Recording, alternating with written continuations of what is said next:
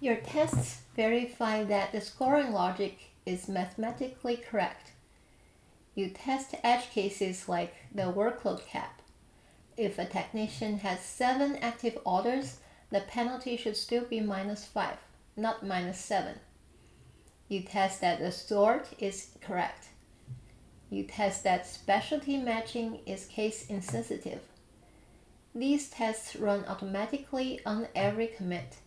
If any test fails, the merge is blocked. This is the discipline that code repositories bring. You cannot ship broken logic to production. Preview branches are like a dress rehearsal before opening night.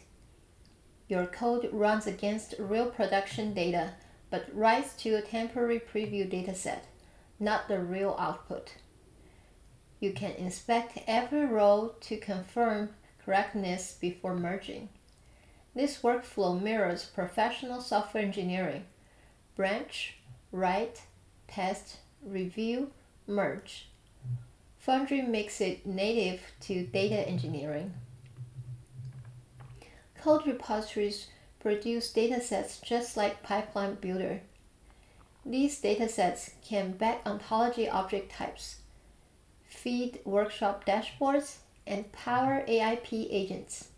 The ontology doesn't know or care whether a dataset came from a visual pipeline or TypeScript code. This means you can start with Pipeline Builder for rapid prototyping and migrate complex logic to code repositories later, without changing anything downstream. You now understand the full Foundry data engineering stack: Pipeline Builder for simple data prep, code repositories for complex business logic. Both produce governed datasets that feed the ontology, workshop, and AIP. The key insight: outputs are identical. Choose your tool based on complexity, not output format. Unit tests and preview branches give you confidence that code changes won't break production. Finish your homework for lesson 14 and mark complete. I'll see you in the next lesson.